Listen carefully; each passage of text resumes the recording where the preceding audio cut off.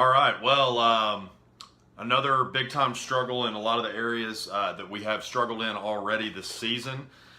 Of course, right off the bat, gave up a kickoff return and thought that was going to be immediately the turning point of the game. I honestly almost wanted to turn it off at that point just because I thought this was just going to be like a 49-0 drubbing. Oh, and by the way, for popular demand, I have kept the beard growing out, so it's probably coming off next week. It's starting to get a little itchy, but I just wanted to make everybody aware of that. Not that you can't see it or anything, but the kickoff return was pathetic, and offensive line play, for the most part, all game was really bad. One thing that really, really upset me was the play where Ty Story they had the low snap. Ty Clary was pretty bad on a lot of snaps today. I feel like that Ty Story had to pick up a lot of Ty Clary's bad snaps that a couple were a little high. Most of them were very low. But on the first one that it happened, I think it was on like a 3rd and 10. Story gets sacked. His offensive line just stands there and looks at him. DJ Williams pointed out he did like about a 2-minute video on last Saturday before the Auburn game. Just basically, it was about a 2-3 minute video talking about just different plays that we were taking off. Our offensive line wasn't helping very well. Defensive guys were really loafing around. And we're still seeing that. This offensive line can't run block. They can't pass protect worth anything. Ty Story was taking shot after shot after shot, and even though he had a really, really bad throw there at the end, he just looked off. What happened there? I mean, it's something simple that a lot of young quarterbacks make, or a lot of inexperienced quarterbacks make. He was looking at his number one option. He should have checked down to Deion Stewart. It's the heat of the game. You're trying to make a comeback to tie it up and get it to overtime. So he throws it to Davion Warren. The safety read it perfectly. He saw Ty Story's eyes, and he went and he picked it off. It's a simple play. It happens a lot. Like I said, especially with young quarterbacks. I've seen it hundreds and hundreds of times. And I could kind of see it happening, in slow motion as it was. And so you got to give it to Ty. He played a very, very tough game. Like I said, he was getting crushed the whole time. Continued to make really good throws, excluding that one, and then there was a few others that come to mind. But there's no question at this point that you just have to continue to ride with him, as we're going to. He's the best option that we have at this point, regardless of what your opinions may be. Cole Kelly is just not suited for this offense. One thing I will say is whenever he ran that ball in on that touchdown, if he wouldn't have been in, that snap probably would have gone over Ty's. Ty's about 6'2", and Cole is like 6'7". He's a massive human being. He's like 6'7", 270, 280, so he's a big dude. So he had to jump up and get that ball, so it's lucky that he was in on that play. Otherwise, we probably would have lost it. I don't think that we really need to bring him in at all, which they didn't really do a whole lot of that today. I think they brought him in. I think he got like 2 or 3 snaps. I don't understand bringing him in unless it's 4th and short and you're just having him fall over to get the first down. The guy just can't pass that well.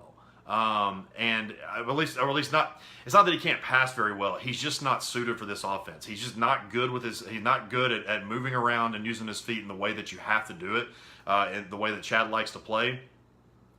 Yes, exactly. From under center, not from the shotgun. I hate the shotgun on 3rd and short or 4th and short. That's the only thing that I have. Chad does most of Chad's plays, pretty much all of them. Clemson does it. They started doing it when he was there. Most of the plays that they run are out of the shotgun, and I hate it on 3rd and 1. You're setting yourself up for failure in most cases, in my opinion. But I just don't. I think Cole just doesn't have a place, and it's nothing against him. Josh and I talked about this on the podcast a couple weeks ago when we had him on, and I just I think that he needs to start looking other places. It's not that I'm trying to knock him. I think he's a good guy. I appreciate everything that he's done. He came in last year as a redshirt freshman, took hit after hit after hit, and fought for this team. And I think he's proven to be a pretty good teammate. But I just don't think that he fits for this team. I just don't. Defense, playing at an elite level. They're one of the best in the SEC. And especially in a lot of different categories, I know they're number one. So that's a positive. But the offense has to help them out. On the 2 interceptions that Dre Greenlaw had, the offense got 6 yards and ended up punting both times. It just didn't work. And so, no, they're not polka dots. I don't know what they are, but we got to help out our offense or our defense. They're getting stop after stop after stop, and they've been the most consistent. The special teams, as we all know, has been terrible. They've been the most consistent by far out of any of our units, and I think we did we made progress today. I was beyond pissed with the way that they started, but the thing is, they responded. They didn't lay over and die and feel sorry for themselves, and that's what you really have to look at. Is just how they came back and they continued to. Like I said, defense was making tackles. They were getting behind the line. Who would have thought Armon Watts would be our? I mean, when we started this season, we thought it would be Randy Ramsey or, of course, McTelvin again, and it's Armon Watts that has 4 sacks.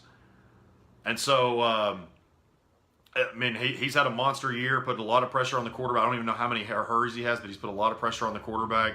So. Can't say enough about defensive play. We just got to clean up a lot of stuff on offense. And, of course, continue on special teams. Last week I mentioned Tanner Burns, that we had to fire him just because he's a special teams coach, and as bad as that, I mean, this is literally the worst special teams I've ever seen in my entire life. It's a weird situation. He's actually not the special teams coordinator. He's actually a quality control coach that is over the special teams. So I guess technically it's not all his fault, but I mean, at the end of the day, you know, he's got that title by his name. So I found that out a couple of days ago. But something else too that it really pointed out that really stuck out to me is special teams cost A&M almost too. I mean, A&M didn't beat Arkansas. Arkansas beat Arkansas today. We had plenty of chances to win this game. It's multiple. I mean, you can almost think of 2 handfuls of chances that they had. And A&M missed 2 field goals. They were 1 for 3 on a guy that has been perfect on the season. And so that was the big turning point of the game. When they missed that field goal before halftime, that was what really kind of turned the tide for us. And then what really kind of made us lose our momentum were those stupid penalties, the 2 hands to the face that Randy Ramsey and I think it was Jonathan Marshall that had the other one. And so this team has talent. It's just it's almost like we're talking about Bielema's first and second year. It's just this team does have talent. It's just there's some areas that are costing us, and special teams is right there. I'll tell you next week. I'll say this about next week is if they come out like they did to begin the game, Alabama's going to put 35 up in the first half. But I think we're going to see a competitive game, another one, and I think they're still going to win by at least 3 or 4 touchdowns. But I think we're going to see some positivity in this, and I'm speaking optimistically because I mean, hey, when you've got the record that we do, and then you've got I know it's bold, but hear me out. Whenever you have the record that Arkansas does, and you only lose by 3 or 4 touchdowns to Alabama, that's actually not that bad if you really think about it. I'm speaking from a completely glass half full concept. But the thing about it is we do have a lot of big-time recruits, and Corey and I will be talking about this on the podcast this week.